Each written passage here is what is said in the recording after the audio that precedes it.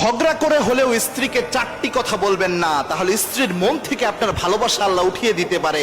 এক নাম্বার হচ্ছে, ঝগড়ার বসেও স্ত্রীকে কখনো বলবেন না তুমি দেখতে খারাপ, তোমার এই জিনিসটা খারাপ, তোমার এই চেহারার এই অংশটা খারাপ, যেটা আল্লাহর দান ওটা নিয়ে কখনো স্ত্রীকে আপনি খোঁটা দেবেন না। দুই নাম্বার হচ্ছে, স্ত্রীকে কখনো আপনি বলবেন না যে তুমি আমার বাসা থেকে বের হয়ে যাও, কারণ একজন নারী তার নিজের আব্বাকে ছেড়ে, আম্মাকে ছেড়ে, নিজের বাড়িটা ছেড়ে আপনার বাড়িকে আপন করে নিয়েছে, আপনার পরিবারকে আপন করে নিয়েছে।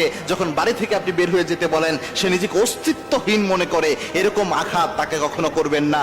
তিন নাম্বার হচ্ছে, যতই যা হোক না কেন, কখনো অনেক তার বাবা মাকে নিয়ে অনেক বাজে কথা, অনেক কটু কথা স্ত্রীকে আপনি কখনো বলবেন না, এটা খুব মারাত্মক একটা বিষয়। এবং তার চার নাম্বার হচ্ছে, আপনার স্ত্রীর সাথে এই যখন ঝগড়া হবে বা যে কোনো মনোমালিন্য হবে, কখনো বলবেন না যে তোমাকে বিয়ে করে আমি ভুল করেছি, তোমাকে বিয়ে না করলেই হয়তো আমি অনেক ভালো করতাম।